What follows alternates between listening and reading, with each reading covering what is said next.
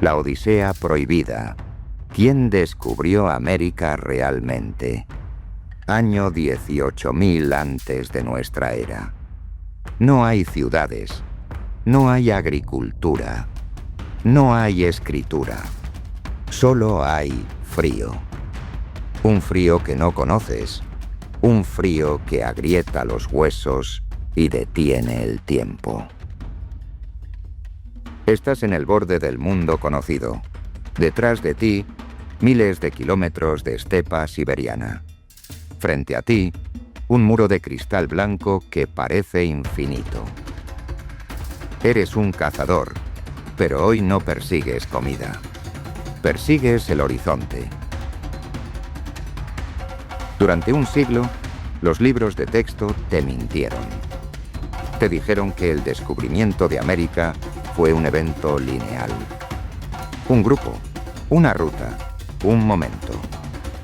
Nos vendieron la teoría Clovis, la idea de que unos valientes cruzaron un puente de tierra desde Asia y mágicamente poblaron un continente entero en tiempo récord. Pero los muertos están empezando a hablar. En las profundidades de las cuevas de México, en los sedimentos de las costas de Chile y en las herramientas de piedra de Virginia, han aparecido fantasmas que no deberían estar ahí. Viajeros que llegaron miles de años antes de que el hielo se derritiera. Hoy vamos a desmantelar el mayor mito de la historia humana. Vamos a explorar las 4 rutas prohibidas. Desde la autopista de algas del Pacífico hasta la increíble conexión europea cruzando el Atlántico Norte. Prepárate, porque después de este video, el mapa del mundo nunca volverá a verse igual. Un planeta que ya no existe. Para entender cómo llegaron, primero debemos entender dónde llegaron. El mundo de hace 20.000 años era, literalmente, otro planeta. Imagina que el océano es una bañera a la que le han quitado el tapón. El agua no está en el mar. Está atrapada en glaciares masivos que cubren la mitad de los continentes. El nivel del mar estaba 120 metros por debajo del actual. Zonas que hoy son cementerios de barcos y arrecifes de coral, en ese entonces eran praderas exuberantes. Esto es clave. El mapa que ves hoy es una mentira geográfica si hablamos de la prehistoria. Pensar que los primeros americanos eran primitivos es como pensar que alguien es tonto porque no tiene un iPhone. Sus cerebros eran idénticos a los nuestros. Su tecnología no era el silicio, era el sílex. Una punta de lanza Clovis no era solo una piedra afilada. Era el equivalente a un misil balístico de corto alcance. Era ingeniería de precisión que determinaba si tu tribu vivía una semana más o moría de hambre. Durante décadas existió una especie de inquisición arqueológica. Si encontrabas algo más viejo que 13.000 años, tu carrera estaba acabada. Se llamaba el Muro Clovis. Pero ese muro acaba de ser demolido por un pequeño sitio en el sur de Chile llamado Monteverde. Y cuando el muro cayó, las 4 rutas quedaron expuestas. El puente de Beringia y el pasillo de la muerte.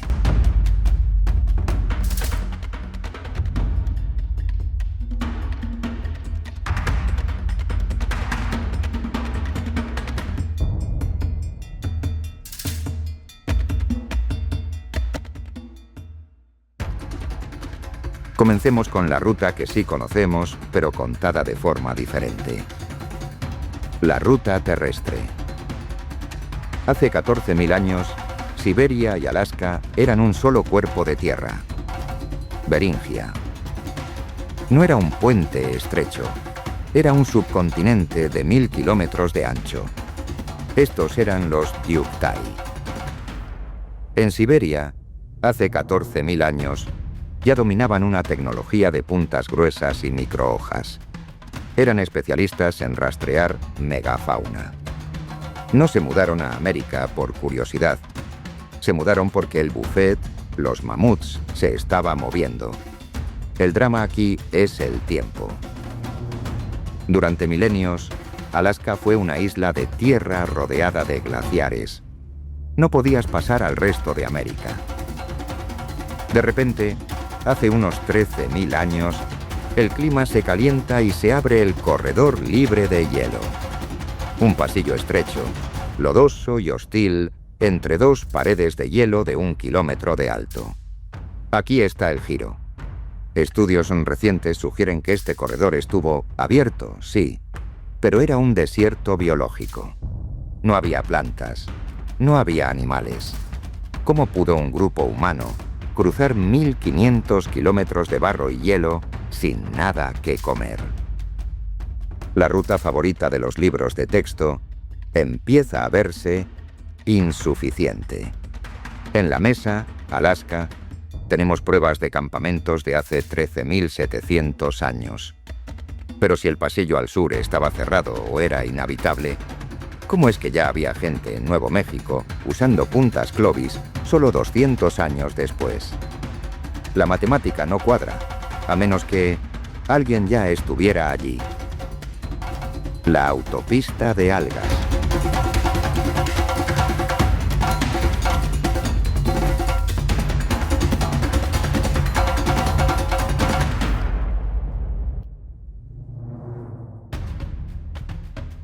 Aquí entra nuestra segunda candidata, la ruta costera. Si el interior del continente era un muro de hielo, la costa era una alfombra roja. Imagina la autopista de las algas. Los bosques de kelp crecen desde Japón, suben por Kamchatka, cruzan a Alaska y bajan hasta California. Es un ecosistema continuo. Si tienes un bote básico hecho de pieles de animales y sabes pescar, tienes comida y ruta para siempre. No necesitas perseguir mamuts, solo necesitas seguir la orilla. ¿Por qué no encontramos sus campamentos? Por la misma razón que no encuentras un castillo de arena después de que sube la marea. La ruta está hoy bajo 100 metros de agua salada. Los arqueólogos marinos están empezando a usar sonares para buscar bajo el mar. Y lo que están encontrando son paisajes sumergidos que gritan: aquí vivimos. Viajemos al sur, muy al sur. Monteverde, Chile. Año 1975. El arqueólogo Tom Dillehay encuentra algo que rompe la historia. Restos de una choza, plantas medicinales e incluso la huella del pie de un niño. La fecha: 14.500 años mínimo. Algunos dicen que 18.000. Si los humanos entraron por tierra hace 13.000 años, ¿cómo diablos llegaron al sur de Chile 1.000 años antes? No pudieron correr tan rápido. La única explicación lógica es que vinieron por mar, y vinieron mucho antes de lo que admitimos. Atlánticos en América.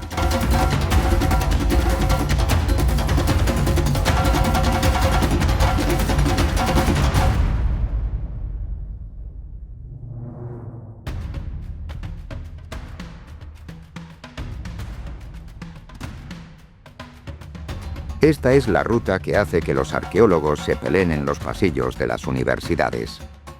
La hipótesis solutrense. Sostiene que hace 20.000 años, cazadores del suroeste de Europa, la actual España, y Francia cruzaron el Atlántico Norte. Parece un accidente, dirían algunos, pero la técnica de adelgazamiento por percusión que usaban los solutrenses en Europa es idéntica a la que usaron los Clovis en América miles de años después. Y aquí está el detalle asesino. Esta tecnología no existía en Siberia. No necesitaban barcos de madera estilo Colón. Solo necesitaban canoas de piel y la orilla del hielo. Piénsalo.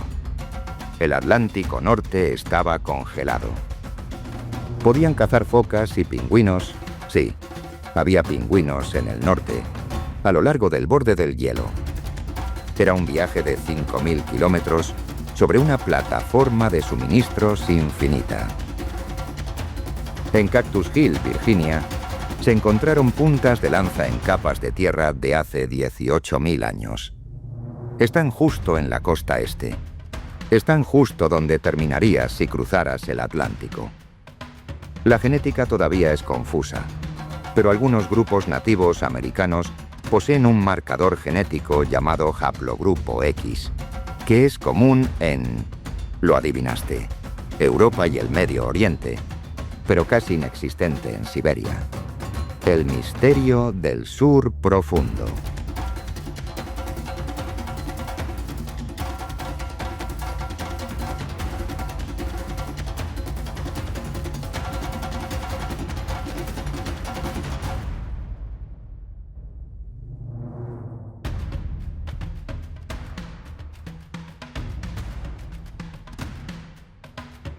Si pensabas que cruzar el Atlántico era una locura, prepárate para esto. Existe una cuarta ruta, la más esquiva, la más fantasma de todas, la ruta de Oceanía y la Antártida. Imagina a un grupo de navegantes hace 20.000 años.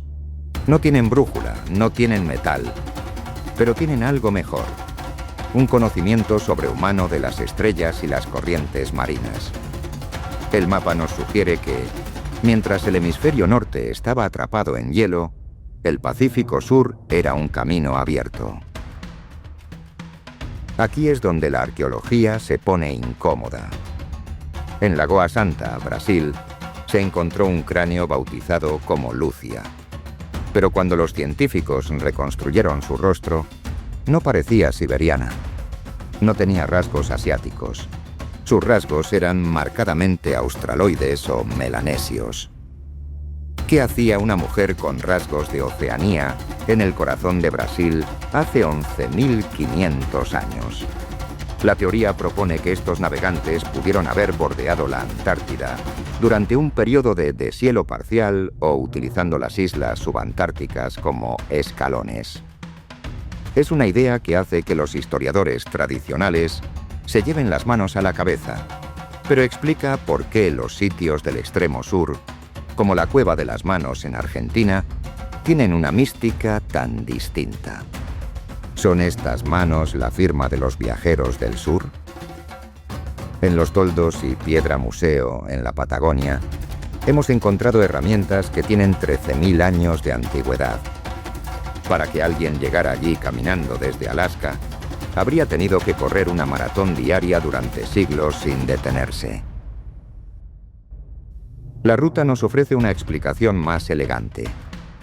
América no fue colonizada de arriba hacia abajo, sino que fue atacada por todos los flancos simultáneamente.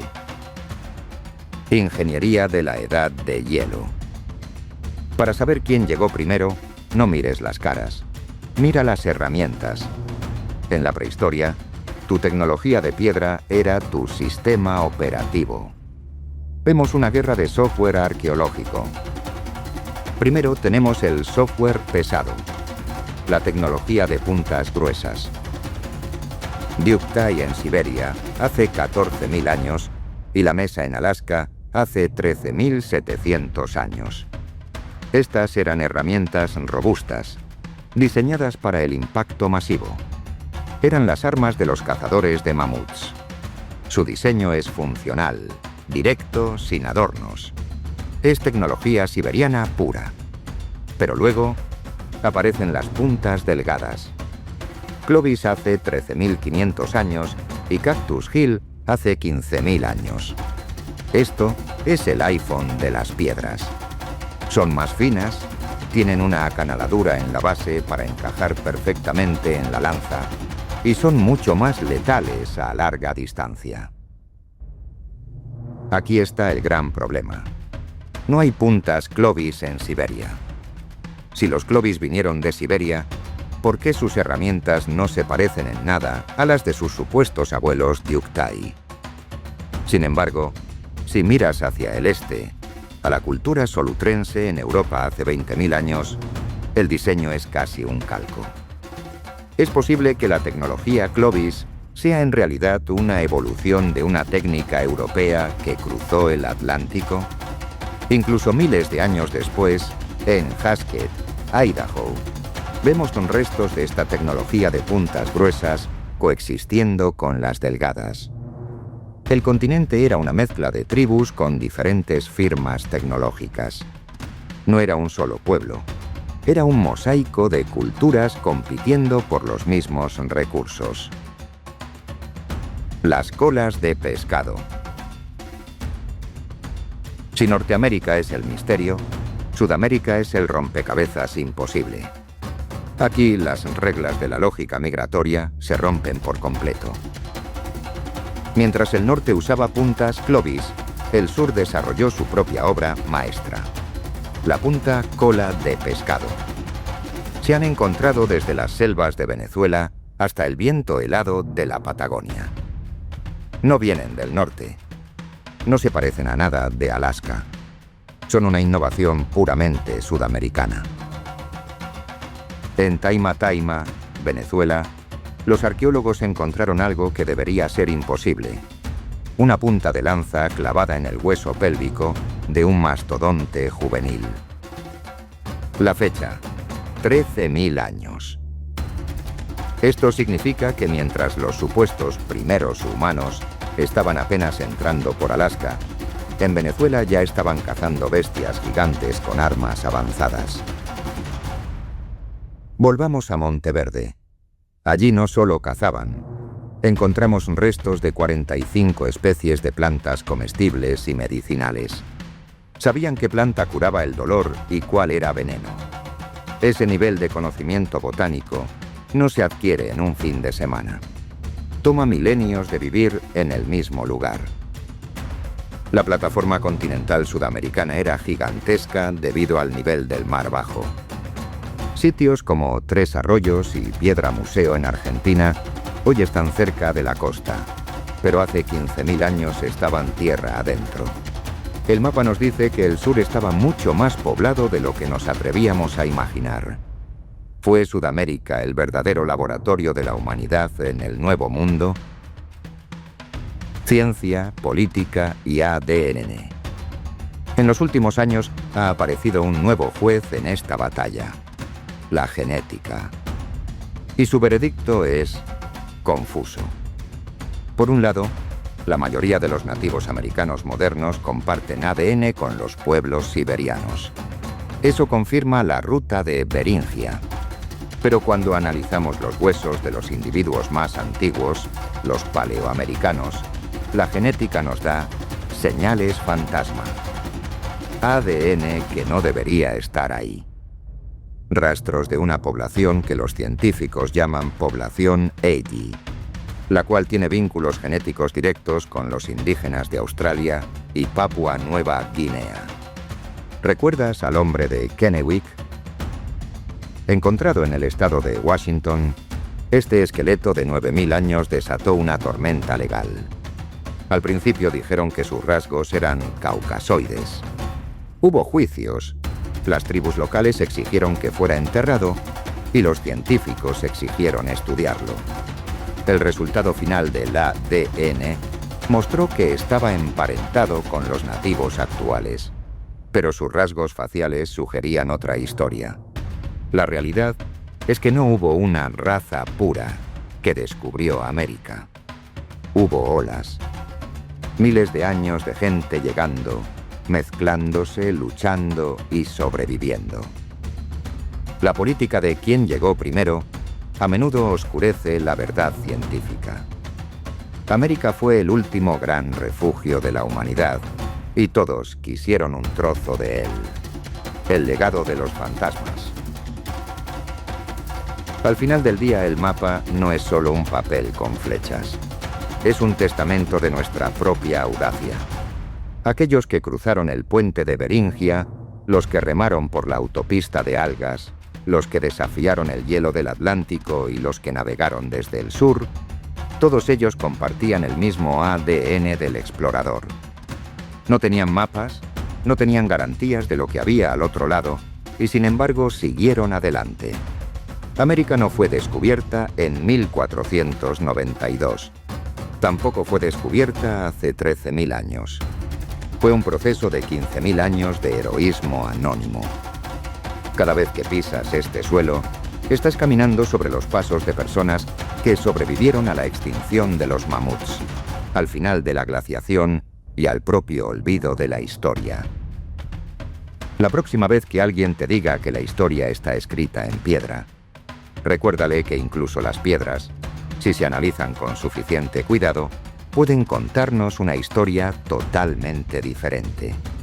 Estas rutas que hoy ves marcadas en el mapa son las venas por las que fluyó la vida hacia el Nuevo Mundo. Cada ruta es un eco de resistencia, el testimonio de que América no nació de un solo viaje, sino de 1000 odiseas que se negaron a ser detenidas por el horizonte, porque aprender cambia la forma en que ves el mundo.